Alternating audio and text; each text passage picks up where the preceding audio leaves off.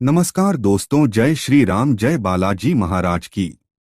दोस्तों, अपने घर के मंदिर में पूजा तो सभी लोग करते होंगे, लेकिन बहुत से लोग दीपक के नियमों को नहीं जानते होंगे। दीपक को आप भगवान का नाम लेकर जलाते हैं, कहीं वह दीपक कुछ गलत संकेत तो नहीं दे रहा है। आपके दीपक की बात ही पूरी जल जाती है, या फिर उसमें घी और आधी जली बाती बच जाती है। और कहीं आपके दीपक की बाती पर फूल तो नहीं बनता है। और दीपक की बाती पर फूल बन जाने का क्या मतलब होता है? तो क्या आप जानते हैं कि दीपक की बाती का पूरा जल जाना और बढ़ जाना क्या संकेत देता है? कहीं आपके जीवन की परेशानियों की वजह आपके जलाए दीपक से तो नहीं?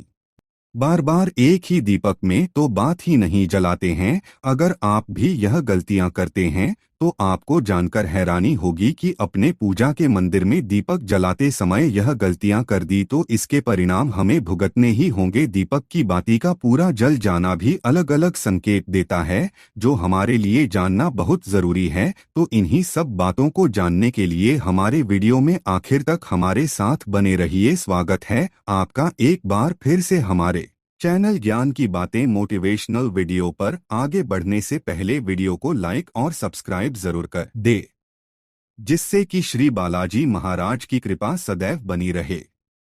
तो दोस्तों, चलिए जानते हैं दीपक के रहस्य और संकेतों के बारे में। दोस्तों, अगर आप दीपक जलाते हैं तो दीपक एकदम से ज्यादा जलने लगता है, या दीपक बुझ जाता है, या पूरा जल जाता है और उसमें फूल बन जाता है, तो उनके अलग अलग नकारात्मक और सकारात्मक परिणाम होते हैं।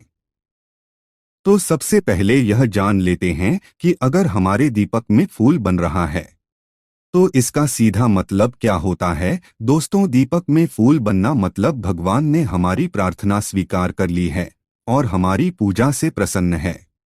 इसका संकेत दिया बाती में बने हुए फूलों के माध्यम से देते हैं। दोस्तों, अगर आपके घर में दिव्य शक्तियां मौजूद हैं और आपके साथ साथ वह भी ईश्वर की पूजा में अपना ध्यान लगाती है, तो आपका दीपक की बाती में एक से ज्यादा फूल बनते हैं और कभी कभी तो साक्षात देवी देवता का रूप भी देखने लगता है। अगर आपके दीपक में फूल बन रहा है तो आप सच में भाग्यशाली हैं। और इसी के साथ दीपक जलाने के कुछ खास नियम भी आपको जरूर पता होना चाहिए। तो चलिए बात करते हैं कुछ नियमों की। तो दोस्तों, अगर आप भी पहले से जले हुए दीपक में ज्योति लगाते हैं या पहले से जले हुए दीपक में बाती उसी में रखकर जला देते हैं, तो ऐसा करने से भगवान आपसे प्रसन्न होने की बजाय आपसे नाराज हो जाते हैं और आपको बहुत भयानक परिणाम देखने को मिल सकते हैं। इससे आपके बनते हुए काम बिगड़ने लगते हैं और आपकी तिजोरी का धन खर्च होने लगता है और आपके धन आने के सारे रास्ते भी बंद हो जाते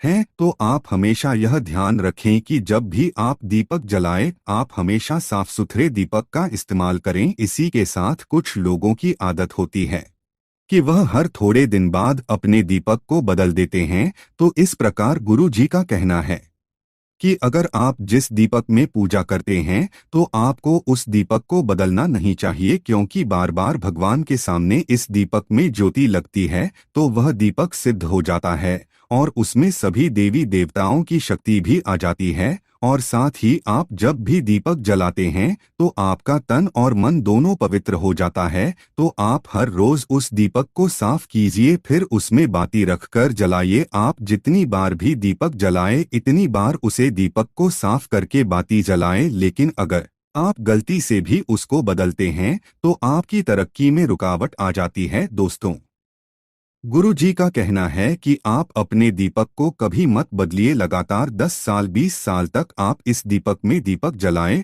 और अपने दीपक को सिद्ध हो जाने दीजिए। और दोस्तों, अगर आपको इस दीपक का चमत्कार भी देखना है तो आपके घर में कोई रोगी यह बीमारी है या कोई लंबे समय से बीमार रहता है, तो आपको क्या करना है कि इस दीपक को शुद्ध पानी में थोड़ा गंगाजल मिलकर डाल दीजिए और दीपक को बाहर निकाल दीजिए। उसके बाद उसे पानी को रोगी व्यक्ति को पिला दीजिए। तो इससे क्या होगा कि वह रोगी व्यक्ति ठीक हो जाएगा और साथ ही वह चलने फिरने लगेगा। इससे उसका मानसिक संतुलन बिगड़ा हुआ था वह भी ठीक हो जाएगा, क्योंकि उसमें सभी देवी देवताओं की शक्ति हो उसमें आ जाती है। तो चलिए अब बात करते दूसरे उपाय की। अगर आपके घर में किसी को बार बार नजर लगती हो या उसकी कोई बुरी नजर लगी हुई हो, साथ ही आपके व्यापार को भी किसी की नजर हो, तो आपका धंधा अच्छे से नहीं चल रहा हो, तो भी आप इस दीपक को तांबे के बर्तन में पानी में भिगोकर डाल दीजिए, रात भर के लिए छोड़ दीजिए। अगले दिन सुबह पानी का छिड़काव अपने पूरे घर में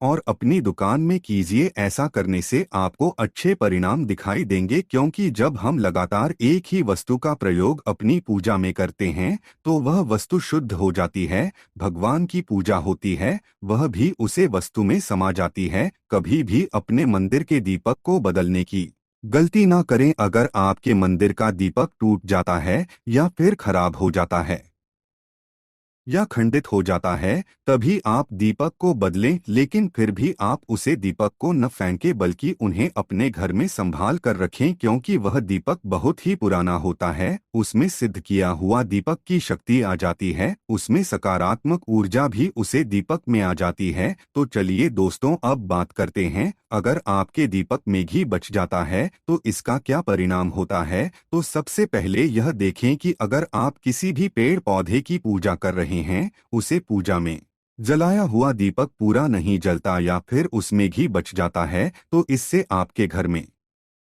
बीमारियां घर बना लेती है। यह बीमारी के संकेत होते हैं और यह बीमारी कभी भी आपका पीछा नहीं छोड़ेगी। जब भी आप किसी भी पेड़ पौधे या मंदिर के बाहर किसी भी जगह पूजा करें, तो यह ध्यान रखें कि आपकी बाती पूरी जले और उसमें घी ना बचे, क्योंकि आपकी अच्छी सेहत के लिए बहुत ही ज्यादा प्रभाव डालती है।